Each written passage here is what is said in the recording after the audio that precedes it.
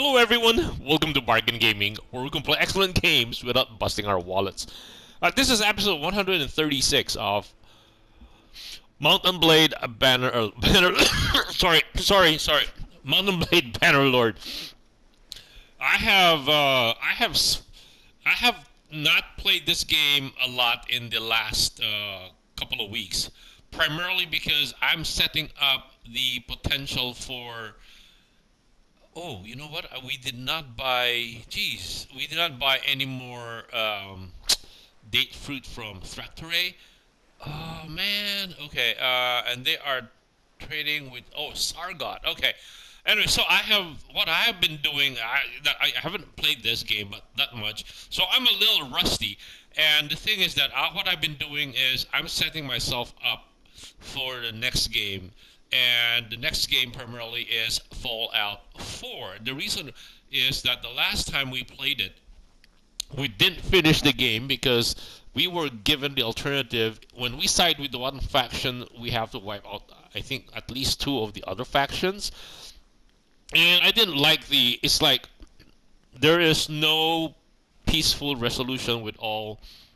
I think we have the Brotherhood of Steel, we have the Railroad, we have the Institute, and then we have the Minutemen. I think those are the four main factions. So we didn't finish that game because we finished most of the quests, and I think we picked up all of the good weapons, the legendary weapons, and in fact we got our exploding minigun, and so I felt that anyway. So and then, well, my system crashed, so that means all of the save game has been gone. So I was thinking I would love to play that again, but this time not playing the vanilla version, but rather I read in the internet that there were like tons of modifications, mods that have been introduced to the game, and there were and although it's very hard for PS4 to mod PS4 games, there still are enough modifications in the PS4 that says that gives me like an idea that it will be interesting to play the game again, to revisit it, but with most of the mods in there. The problem with mods is that they don't guarantee the stability of the game. Therefore, I had to go research which mods are applicable in the PS4 format or PS4, PS5 format. At the same time, I have to try to download those modifications. Primarily, I'm interested in the new guns. It's like, it's the new weapons, right? Those are the things. That's why we were collecting all the legendaries. The new guns that were available, and then also how to make sure which mods will not conflict with another mod. And so that's where I spent almost a couple of weeks researching, downloading, and testing the game to see that the stability of the game stays pretty stable. So I played about maybe a quarter of the game through on Fallout 4, testing the mods, and I've been taking. I would say, I shouldn't say a first quarter, maybe 10% of the game, because anyway. So that's the next game I'm looking forward to playing with mods, and that's the reason I'm a little bit rusty here. However, we are currently in a crossroads. Oh, what is this? This guy is the Western Empire, right? Oh, that's Desperate. He's the head of the Western Empire. So I still have been doing some playing, maybe a few hours per week or per day or per week, yeah. And I have been building up our nest egg, which is right now we currently have like 98.3 million, right? The last update I made was that when we hit 90 million. So right now we are at 98.3 million. So I have been playing the game. And two things also happened is that I have made sure that one of our kids, Kenan, actually got married. That's Xenon. Where's Kenon? Got married.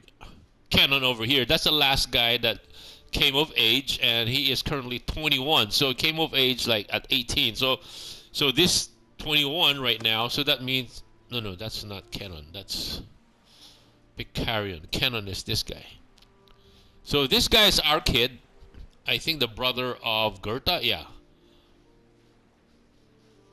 brother of Gerta. So this is our kid, and we have 4 kids with Atafled. And so the first one is Gerta, which she is running her own party, and then Kenan. And so he's got married, and what I'm trying to do was get him. Uh, no, he is now married. He's married to Veragid. Veragid. Veragid is a Batanian, and she's now with child. She's also 21. So both of them are 21. And also the other lady was married to Xenon. Where's Xenon? Xenon's over here. So he is a son of Nathanos, our brother. He's 24, and his wife Lead now has 3 kids. So okay. Oh, no. Aside from these people, where's the other one? I think that's Xenon, Gerta, Kenon. Who's the other guy? Lead. Oh, Friduna. Okay. Oh, no. Xeon is married to Friduna. Sorry. So Xenon, who is 24, is married to Friduna, who is also now currently pregnant. They got married when she was 21 and Xenon was 23. It took a while for them to finally have a baby, and therefore Friduna is married to Oh no, Ganimo. Sorry, sorry. Oh, so Ganimos. Remember, nobody wanted him. He's 24. Okay.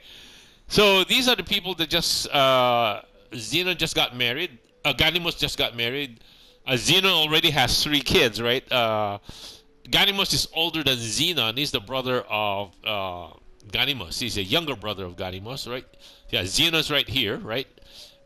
And Xenon is they are twins. So sorry. Okay, I forgot they're twins. Anyway, so Xenon has 3 kids with Lead, and Ganimos is just married and has a kid also. So right now, all of them have kids, although 2 have just gotten pregnant. Anyway, so in other words, our clan is expanding. Look at our clan right now. We have look at this. We have a lot of people in our clan right now. And I think, and one of them, Bellows Breath is the oldest, and he has died twice. He's 66. So it's about time we start doing something with our faction. Now, the other thing that is making me reluctant to go ahead and declare our kingdom is that I really enjoy going around, exploring not exploring, but building up a nest egg and developing our troops, and also staffing, improving the quality of the troops we have in specific. I am positioning quality troops in specific areas like Karbanseth, Maronath, Lageta, and Orticia, and Faikaon, that they have high-level troops in them because they are going to be like in the front line of the battle. So once we declare our faction, and we are forced to go to war with them, with all the others like Valandians, Southern Empire, and the Khuzaits, we will have we will lose troops in the process when we are fighting them, especially the Valandians. That's why we have more troops here, like Lageta, Marunas, Carbanseth and Orticia. They're all facing Vollandia over here. So look at Vollandia. Vollandia is huge. So once we declare our kingdom, we will now be in on the radar for everyone. And also one of our younger generation has matured, and Amaris is come of age and will now be joining us. He's currently in Lageta. So so we will be heading there, and yeah,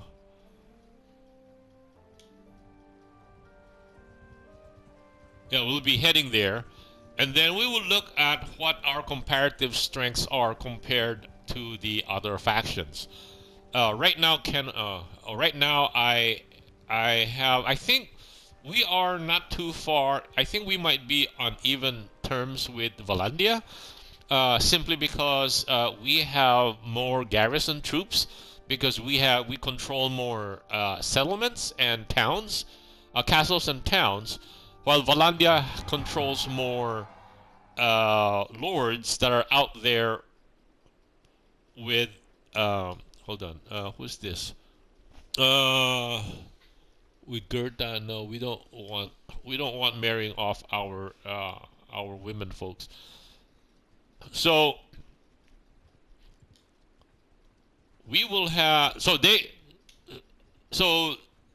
will have a faster reaction force, because most of their troops are already controlled by roving lords that is on the map, while our troops are very concentrated in just 5 parties, right? We have our own party, which has 509, and then among our captains, hold on, our captains will have, if we look at our parties,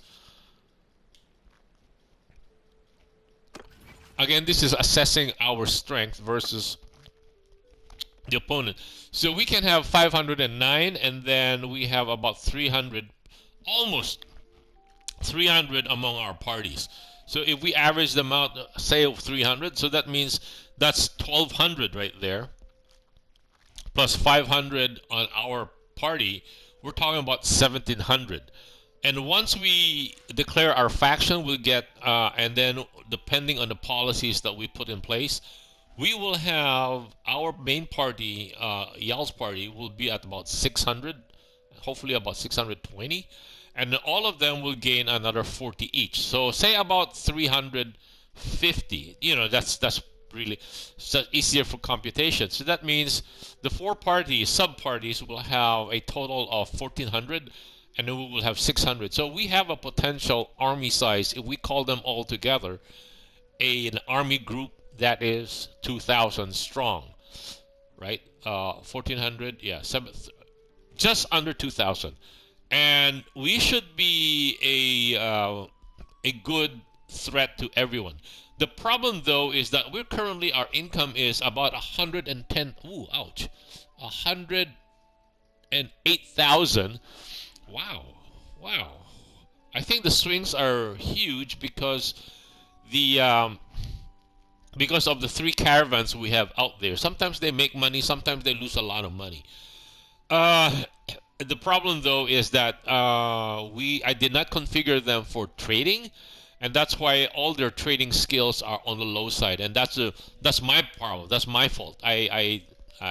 That's so that's why they're not that strong. I mean, our income is fluctuating. They're not that strong on the trading wise, and that's why we are getting such a big fluctuation. Anyway, I try to see what caravans will contribute, and I cannot for. Yeah, I know these are their wages, right? But it doesn't show how much money they're making. Unlike if we look at on the factories, at least we're seeing that these shops are doing okay. Ooh, Silversmith is doing very well. Not in Orticia, but actually in Amitatis. Oh, interesting. Okay, anyway, So at least here we are making money. It's very clear we're making money on our workshops, but on the caravans, I don't see how we can check. See, when we click on them, it doesn't show us what how they're doing. All we know are the wages that are being paid, but we don't know how much money they're making. And I need to research that on the internet to find out how to determine how profitable they are. And that's the reason I kept them only to 3 caravans, despite the fact that I think we can create up to maybe 7, because given our tier 6, if we check on tier 6, why doesn't it say? Uh, so we can have 7 workshops and I think 6 caravans, 5 to 6 caravans. It's not clear here. Yeah, it doesn't say. Okay, anyway. So that's where we currently are, and the reason why I am recording this or updating this or giving this update is that we are currently at a crossroads. And so although we haven't hit our 100 million nest egg, I think it's about time we declare our faction. And the reason why we want a huge nest egg is that once we declare our faction, remember we can have policies in place that will increase loyalty. Two policies that will increase loyalties on the settlements that we have, both castles and towns, up to 3+3 loyalty. But trying to implement those policies will cost us close to 15% in terms of the gross income. It's like the income we get from the settlements and castles will be reduced by 15%. So I'm counting, if we are losing like 15,000, once we have this, we implement those policies, we'll be on a negative 15,000 every day. The offset to that is that by increasing the loyalty of the fiefs that we have, currently our fiefs like Karban Seth, we have a loyalty of 80. So that's pretty high, right? Because those are, while this one is 67, Askar, so all of these are pretty on the low side. And if we increase loyalties on those, it will increase the income on those also. But it will take some time. As loyalty increases, prosperity will increase over time. So it will take a while before the prosperity of the town catches up. But as soon as we raise our loyalty, then prosperity will start increasing at a much faster rate. But it's like +1 or +2 or +3. But so it will take a while. At the same time, once we go into war, it will hit. Our settlements are going to be. The villages will be will be will be attacked. People will declare. The other faction will declare war on us. So a lot of them will impact our ability to produce income. And so that's why we need to have a big war chest. At the same time, when we see that they will dogpile on us, right? Everybody will now jump in and challenge us because we will be facing, if we're facing, let's say, the Valandians, not only the Khuzaits and the Southern Empire will now take the opportunity to hit us because, because we were occupied on this left side. Or if we just take on the Southern Empire, then Valandia and Khuzaits will. I don't think, because we have only ourselves, right? We haven't recruited any other lords yet to our cause. And I was thinking, I will try to see if we can actually just win this game with our own family without recruiting them. And if we can, we'll try to do that. But if we cannot, then we'll start recruiting other lords to join us. Now, the thing is that So when they declare war on us, in the earlier gameplay we had, we because we when we are strong, we just ask for peace with them. We don't have to pay them. But after the update, I noticed that whenever we request for a peace treaty, there is a requirement to pay them. Like, yeah, we pay them a ransom every day. And so again, so if we add that to the 15,000 that we will take a hit on, because again, if we go to war with them, they will devastate our villages, right? So they will still impact our income, and it will destroy the prosperity of the towns and the castles because our settlements, our villages are being destroyed. So paying them is the equivalent. Uh, at the same time, we kept them off our backs and instead of and then molesting our villages.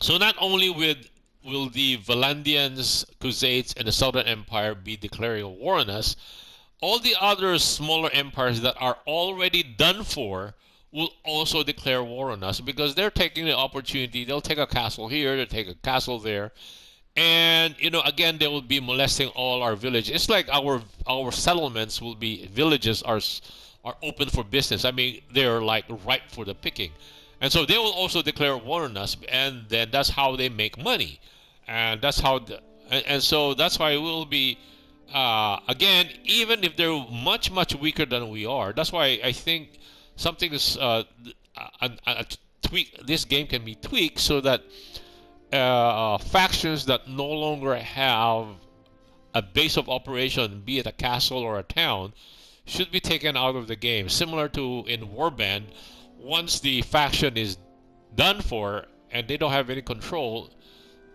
the faction is destroyed, which makes sense, right? Because there's no basis for them to stick around.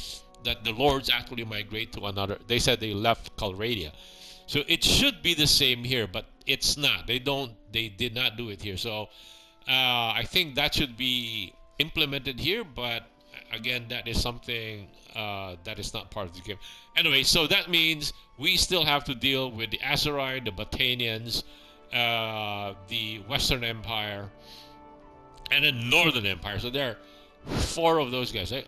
Azerai, Batanians, Northern Empire, Western Empire. So there are four of them. They are like pests on us, and they will be. And all of them have like each faction will have at least 3 parties running out. So they're talking about 12 parties running around doing havoc to our villages. So we'll have to appease them again by paying them, 15 to 20. I don't know. I have no idea how much we'll have to pay them to appease them. So we will have to appease them. And again, I have a budget of saying or talking about maybe 100,000 per day. So that means 100,000. We have 98 million. 100,000. That is 10 days is a million per 10 days. So that means we will have 980 days to that will be good for 980 days. So I want, and because once we go to war with one particular faction, I'm thinking of taking on Valandia first, because once we start fighting Valandia and we appease everybody else, our current size here will block off any. Once we take over whatever is in Valandia, I don't think the small clans will be hitting these guys because they are all covered by the huge party of the existing. Yeah, they will be like all the way on the western side. They will be protected, right? At least very much from Southern Empire and Khuzaits, because we have blocked them off with these. And then once we've taken over Valandia, then we will go to war with either the Khuzaits or the Southern Empire, right? Because I think the Southern Empire will be the bigger one. But currently, I think the Southern Empire is at war with the Khuzaits. I thought they were. Uh, oh yeah, they are currently at war, and so that's why right now that would be the best time for us to declare our faction. So they might declare war with us also. I mean, they meaning Crusades and Southern Empire might declare war with us, but they're too busy with each other. Hopefully, they will not be a big of a problem. So while we resolve this, but if they declare peace with among themselves, then we will have to appease them also. So I'm trying to minimize the process of appeasement. So anyway, those are the things going through my mind, and or that we will have to consider with that, because we will encounter them as soon as we declare our faction. Okay, so I guess that's the update for this episode, and I think I let me cut the episode right here, and then in the next episode we will see about going about declaring our faction. Okay, thank you guys for joining me. I hope you join me in the next episode. Bye.